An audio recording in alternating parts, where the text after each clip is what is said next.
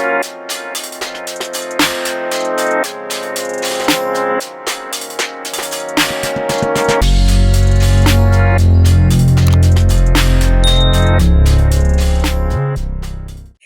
guys, welcome back to my channel. This is Desiree Wilson. I'm so happy to have you back with me this week.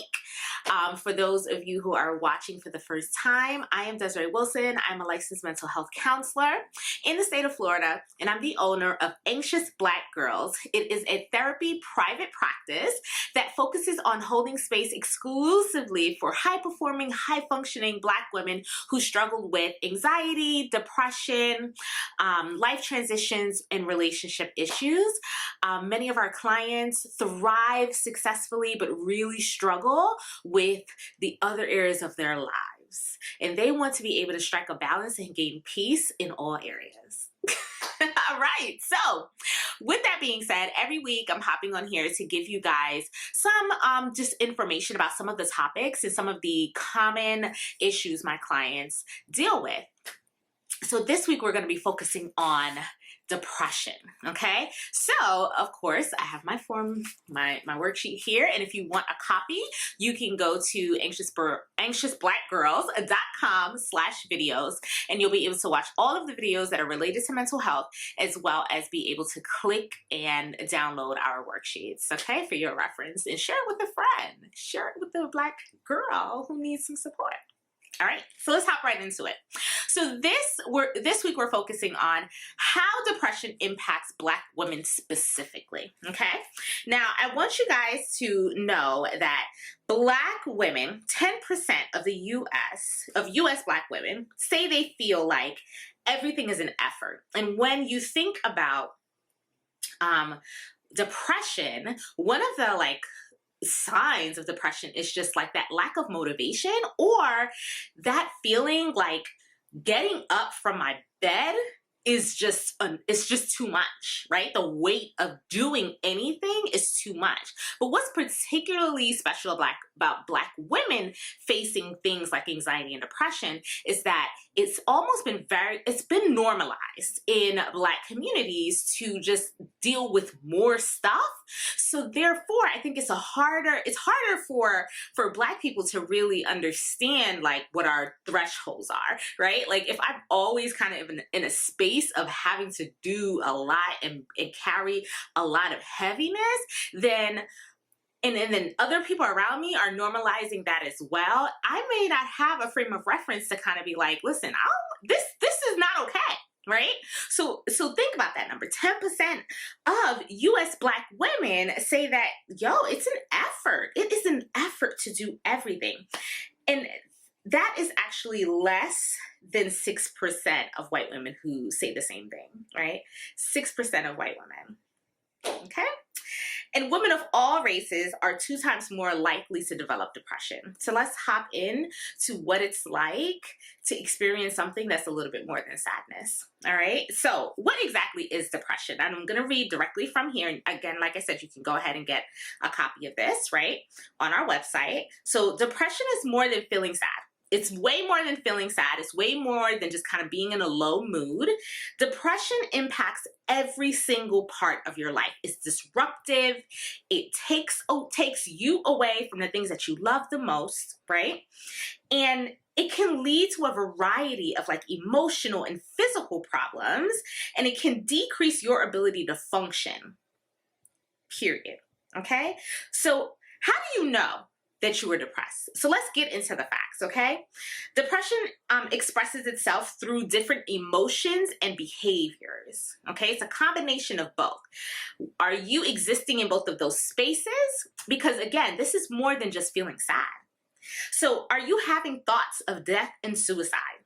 Okay? Death and suicide. If you're constantly perseverating over, it's better if I'm not here. It'd be easier if I wasn't here, right? I really don't want to be here, right?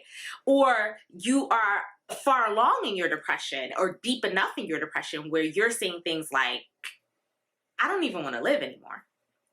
Now, if this is triggering for you, I want you to not freak out. I don't want you to to spin into this cycle of anxiety and sadness. I want you to become curious. I want you to become curious and think to yourself like, man, yeah, I have thought that. And if it was something in the past, then I want you to kind of think about what was going on then, right? What was going on during that time of your life that triggered some of these thoughts? Are you having thoughts of death or suicide, right? Are you constantly in a space of sadness and low moods? Now, I don't mean just like one day where it's just really, really bad, or even a day or two. I mean, are we in week 2 and 3 of constantly feeling sad or being in this really low mood that feels heavy, that feels like a cloud above you? Are you also, in addition to the moods, feeling some anxiety coming up under that? Because a lot of people don't recognize this, but depression and anxiety are friends. Right? And they can exist, they coexist a lot of the time. Do you have feelings of worthlessness, emptiness, a void within you? Are you constantly irritable? Are you feeling restless? Are you having trouble sleeping?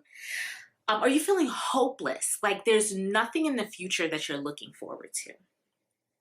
Do you have this perspective of just pessimism, right? The cup is always half empty, right? And you just cannot see the positive in things.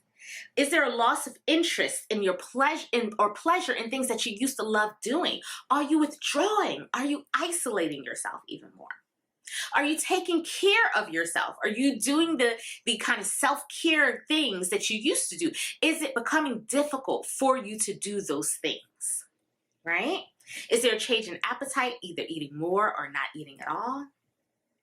A loss of energy, this perpetual fatigue, right? And some people, when they're really deep in the depression, it can actually impact our movement. Are you feeling like you are like moving so slowly like a tortoise or like a turtle or a snail? Like it's just hard for you to even get up and move. Right? These are not things that we want to ignore. I want you guys to recognize that depression and suicide know each other very well, right? And I know that in Black communities, we don't want to talk about these kind of things, but I want you to recognize that suicide is on the rise when it comes to people that look like us. So if we don't have candid conversation about these kind of things, we are going to continue to sweep things under the rug or explain things away or deny that someone is struggling and needs help. Maybe you need help. So let's talk about it, okay? So what does the cycle of depression look like, right? Because there's different like clinical things we think about, like something called dysthymia, right? Dysthymia is like you have this long, ongoing history, years and years, right? Of you just constantly kind of being in this mood, right? This low mood that you can't really get yourself up out of. Or it can be depression because of bipolar disorder, right? Are you swinging deep, deep, deep, right? You're in a space where you're feeling really good. Are you swinging up into mania where you're on a binge of happiness for weeks and weeks and weeks and then you drop? Or are you okay and you're feeling fine and then you dip down, right, into this severe depressive episode? So depression can show up and it can be underlying things. It can be a friend to another condition, or it could be standalone on its own, right? But usually we have some sort of stressor that triggers it, right? The stressor comes, then you start to have these really negative thoughts.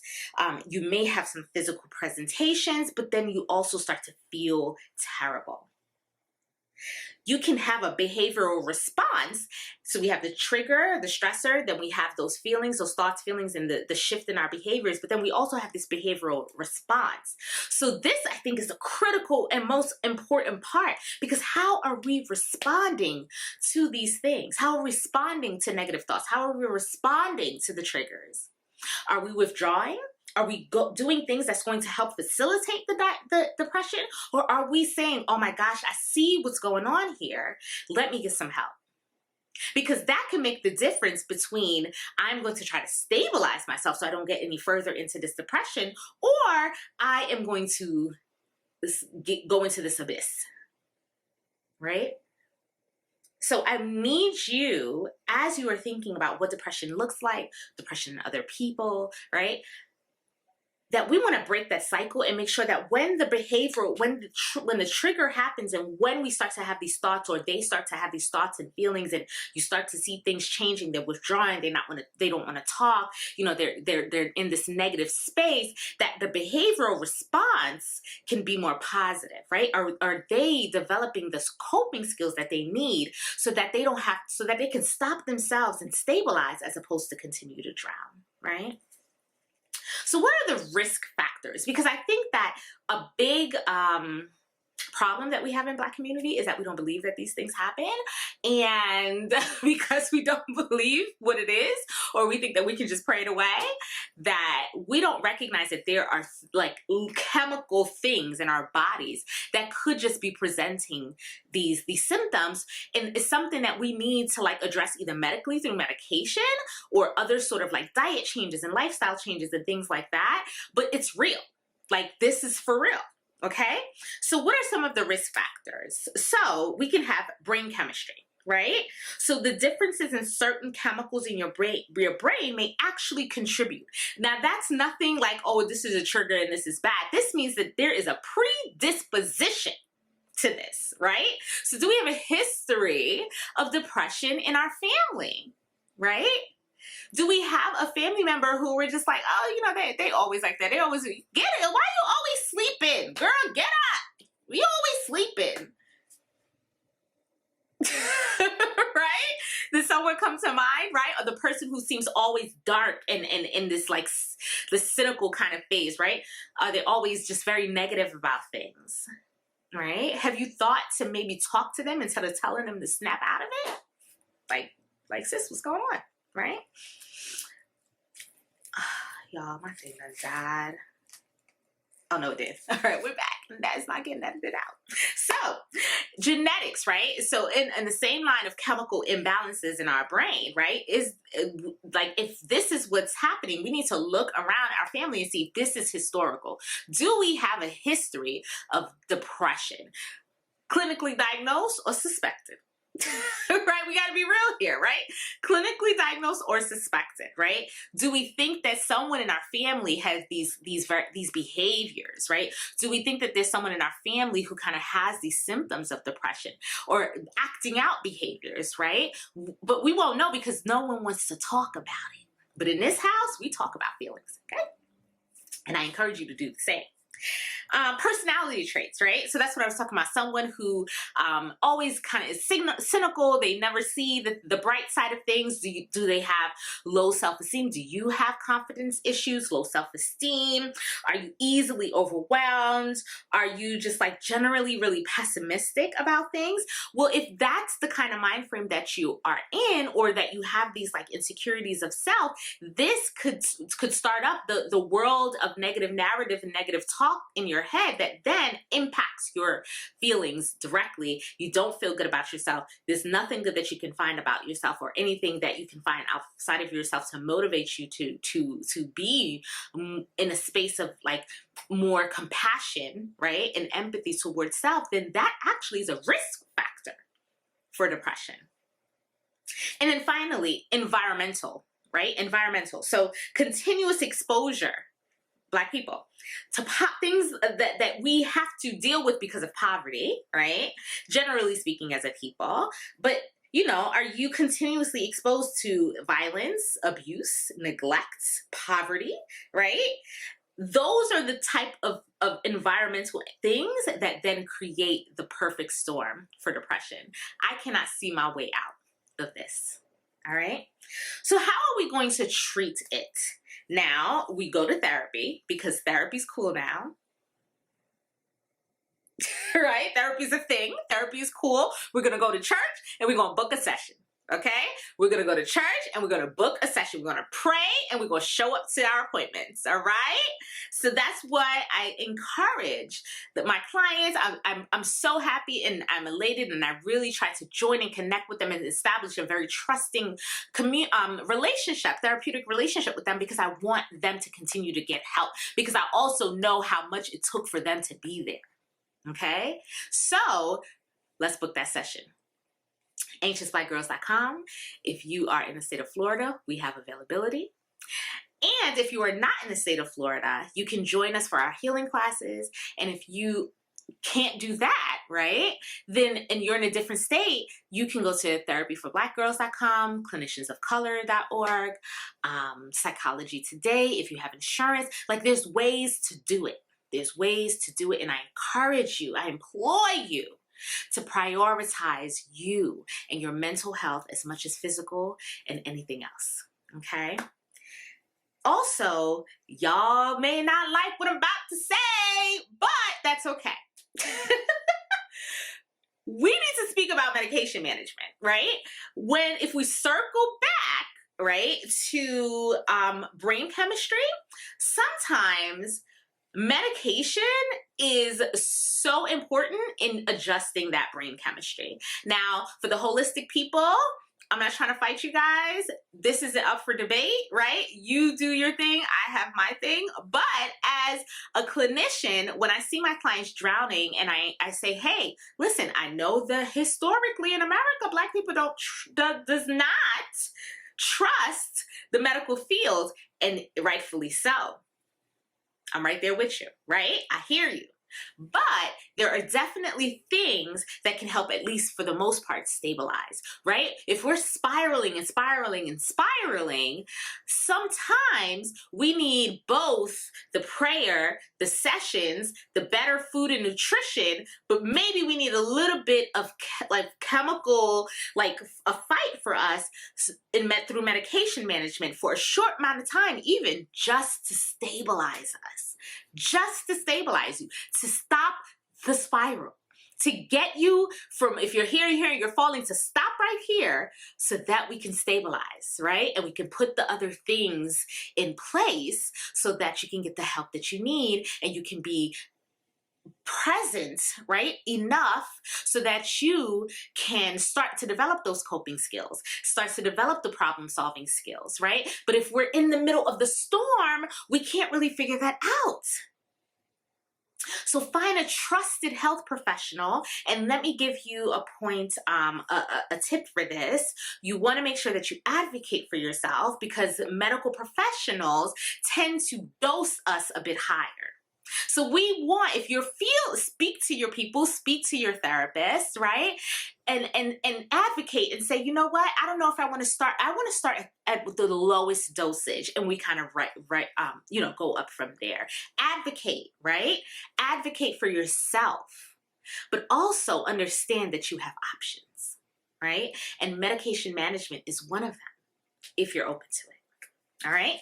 So connection, right? So one of the things with depression is that we withdraw and isolate, and we have to fight against that, because the withdrawal leaves you with you and the thoughts, and we need community and connection to keep us fueled, right? We're a communal people. Okay, so we want to make sure that if we have the urge to pull back, if we're pulling back just to kind of gather a little bit, right?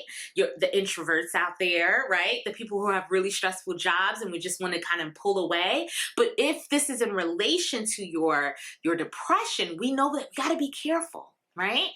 Who is my community, and where can I stay connected to people, even if it's just one person? Keep those people close, right? And then finally, stay active and eat well, right? Y'all thought I was going to talk anything about your nutrition, and I was just going to push medication on you? No. Exercise, good nutrition, all of those things absolutely matter when it comes to mood, right? Are you taking your vitamins every day?